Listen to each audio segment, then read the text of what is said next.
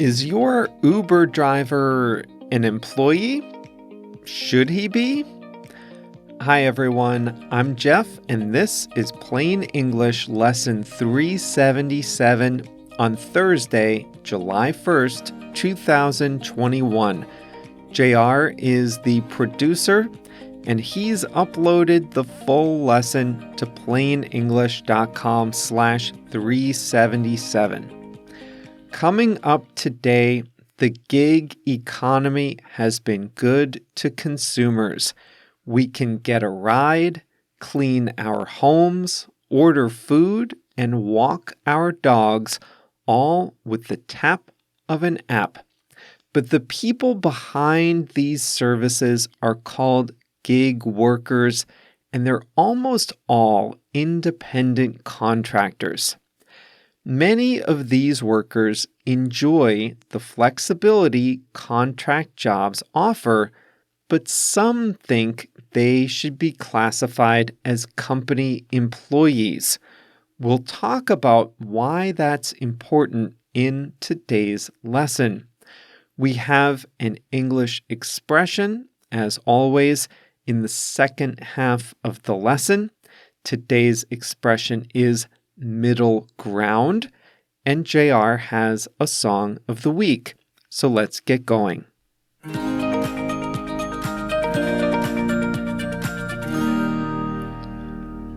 Should Uber drivers be considered company employees?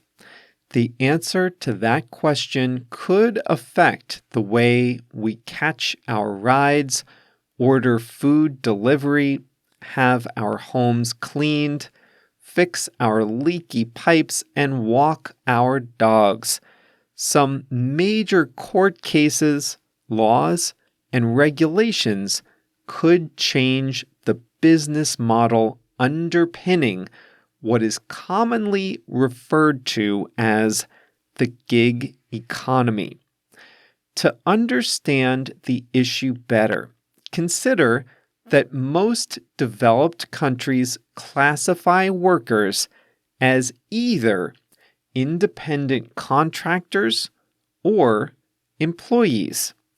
Contractors own their own businesses, and they get paid a fee for providing a service.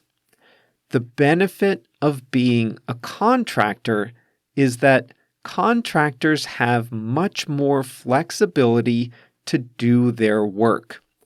They often meet guidelines set by bigger companies paying their contracts, but they ultimately have the freedom to choose the work they accept, set their own rates, and often determine their own working style.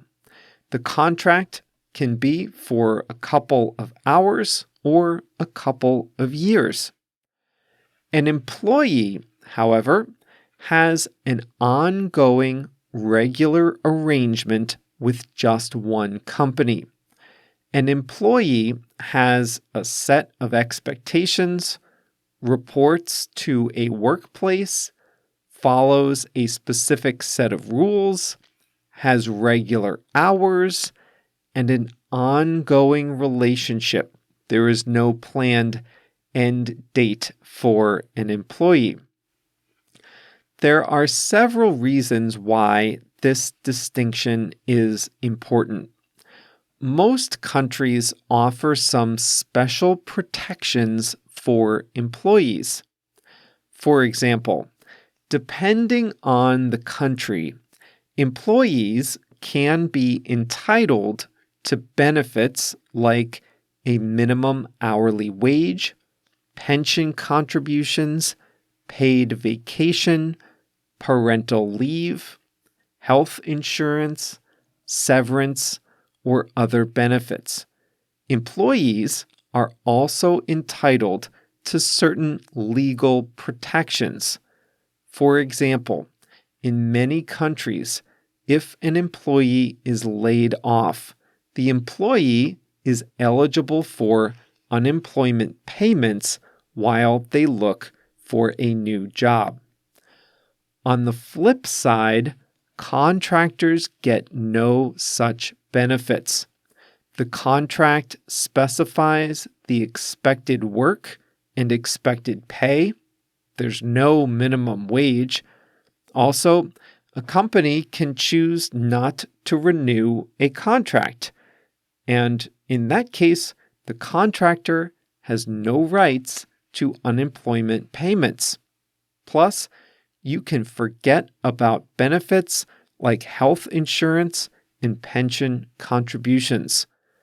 Contractors, though, have the freedom to follow their interests and make the most of their talents. They're not restricted in who they work for. If they don't like a manager, they can just find a new contract and move on. Large companies meet their needs with a combination of employees and contractors. They use employees for essential work that needs to be done regularly, while they use contractors for temporary work or projects that require specialized skills. Individuals gravitate to the style of work they like best. If you prize the security of a full-time job, you should be an employee. But if you like flexibility and want the freedom to always do something new, then you should be a contractor. Enter the gig economy. The gig economy is shorthand for the work new technology platforms allow individuals to do in the way of small jobs for other people. Gig is English slang for a single informal job. Uber is the biggest gig economy example, but there are many others. Delivery, handyman services, house cleaning, dog walking, and other task-oriented services are manned by independent contractors. Large platforms like Upwork offer graphic design, writing, computer programming, consulting, administrative assistance, bookkeeping, and plenty of other services to these contract workers. Translation services use gig workers. If you've ever taken an English class on italki or Preply, then your teacher was a gig economy worker. Labor activists around the world, however, are saying that platforms like Uber are controlling their workers like employees, but only paying them like contractors. The workers, in other words, get the worst of both worlds. Uber, unsurprisingly, insists its drivers are contractors because contractors cost so much less. Both sides have a point. The labor activists focus on the control Uber exerts over its drivers. Uber drivers don't have the freedom to set their own rates. They have to accept whatever payment Uber offers for a ride. Also, the drivers don't get to choose what customers to serve, nor do they usually have the freedom to choose their own route. Uber also exerts a lot of control over driver quality and can suspend drivers for getting low ratings from riders. Likewise, riders don't get to select from a menu of potential drivers. They, too, have to accept the match Uber makes on their behalf. In all these respects, drivers are like employees according to labor activists, and they should be classified as such. Uber counters with some good points of its own.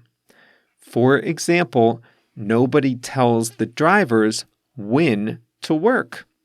Drivers can work as much or as little as they want, and at whatever time of day they want, in whatever city or town they want, as long as Uber is offered there. Also, rideshare drivers often flip back and forth between platforms, meaning that if there aren't many Uber riders, they switch to Lyft and vice versa. If they can make more doing a traditional delivery job, then they turn off their rideshare services altogether. Try doing that as an employee. The battle between rideshare platforms and labor activists is playing out in courtrooms around the world. Uber recently lost two important court cases. A court in California ruled that Uber drivers were employees, and the court ordered the company to convert all drivers to full employee status with all the relevant employee protections, including minimum wage and overtime. In response, the company threatened to shut down its service in the entire state. Uber maintains that the company could never offer prices at an affordable rate if they had to classify all drivers as employees. The case is currently being appealed. That's not all. In a landmark decision, the UK Supreme Court ruled that Uber was denying its drivers legal protections. In light of this decision, Uber reversed course and agreed to reclassify its 70,000 drivers in the UK. The UK, though, is unique because it has a middle ground between independent contractors and employees. That middle ground is called workers. They are entitled to some legal protections, such as minimum wage, while they're driving, but not all the same protections as employees.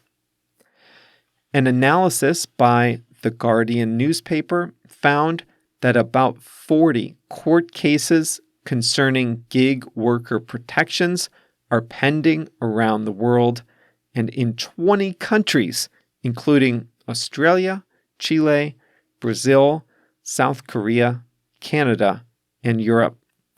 The real problem is that labor laws in many places were written for a different age. When these laws were passed, the difference between a contractor and an employee was clear, and contractors were a small minority of workers. Today, tens of millions of people in the U.S. alone make either their primary income or a secondary income from participating in gig economy work.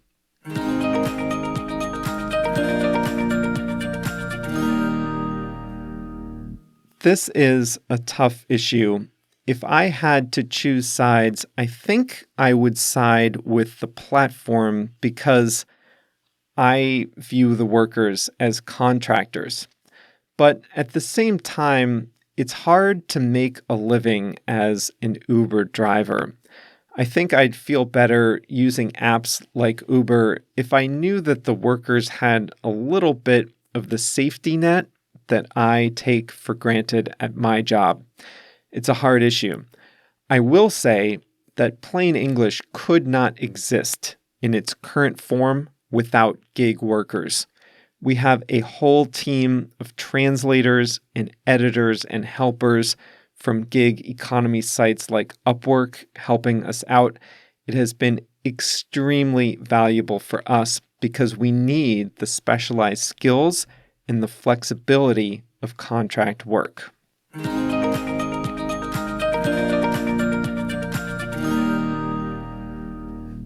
Today's expression is middle ground.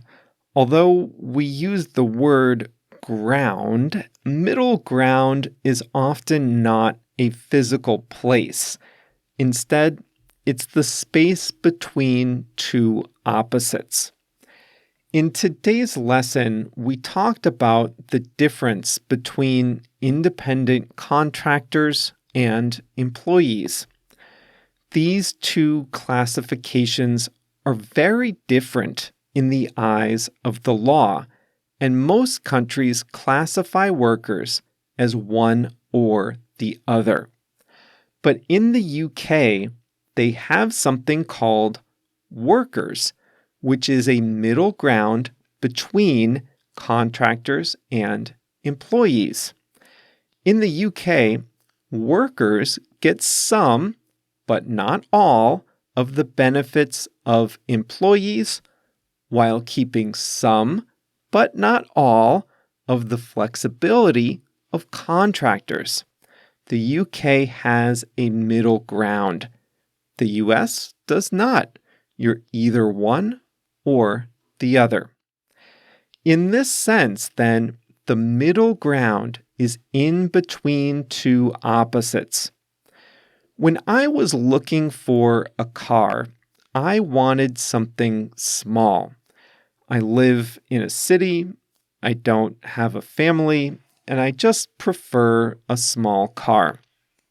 But I do sometimes want the capacity to carry stuff, whether it's moving a small piece of furniture, taking my bike, or packing for a long road trip. I appreciate a little flexibility to carry bulky items when I need to. So I could either get a small car with no real storage space, or an SUV, which is really too big for my day-to-day needs. A hatchback is a good middle ground. The body is like a car, but the design lets me carry more than a typical small car. I got a Mazda 3 hatchback, which is a great middle ground between a small car and an SUV. Hyundai, Ford, and Subaru also make good hatchbacks if you're looking for a middle ground like that too. These are two examples where the middle ground represents the area between two extremes. It's also common to describe middle ground when you're talking about arguments or disagreements. This can be in a family or in your country's legislature, doesn't matter. One spouse might want to spend a week visiting his or her parents. The other spouse might not love that idea. So the middle ground could be that they go for 5 days, not 7, and they stay in a hotel rather than on the pull-out couch. That's the middle ground. The one spouse gets to see their parents, the other gets a little relief from their in-laws at night. When you're seeking compromise, when you're still trying to find out whether there is any space between two opposites, you can say that you're looking for the middle ground. As vaccination rates increase here, some businesses say, let's party like it's 2019. No need for masks or social distancing. Other businesses say, You still must wear a mask and keep your distance, even if it's not the law anymore. Still, others are looking for the middle ground. If a customer is wearing a mask voluntarily, some businesses will ask their employees to put a mask on while serving that customer. That's a good middle ground between removing masks entirely and forcing everyone to wear them all the time. In politics, it can be very hard to find the middle ground. In the age of social media and polarized opinions, people on opposite sides of the political spectrum don't often agree on much. Two people who are always on TV criticizing each other can have a hard time finding the middle ground on anything.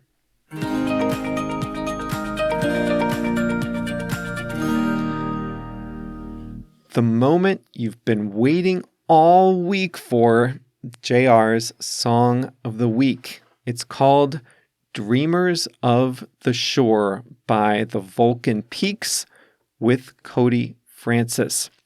The lyrics talk about being on a boat and heading for shore, though I think that's a metaphor for a relationship developing over the years. My favorite line is, "This vision that I saw is getting closer every dawn." The song of the week is Dreamers of the Shore by the Vulcan Peaks with Cody Francis. And that's all for Plain English lesson number 377 for today, Thursday, July 1st, 2021. You know, JR and I have had to find the middle ground sometimes.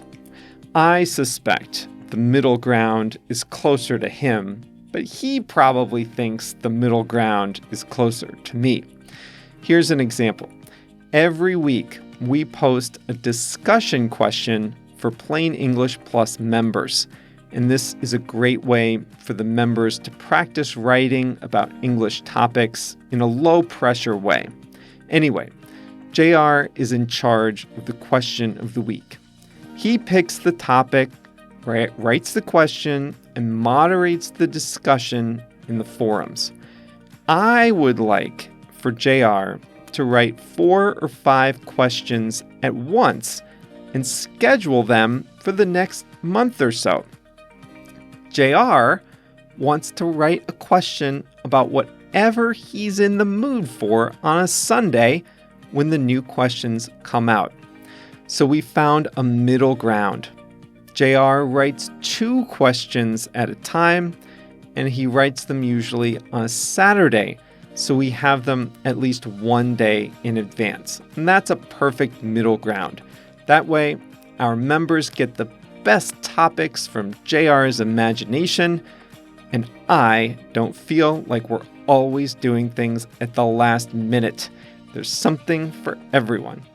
Well, if you'd like to practice writing in English, then you can do that in the discussion forums for Plain English Plus members, including the question of the week.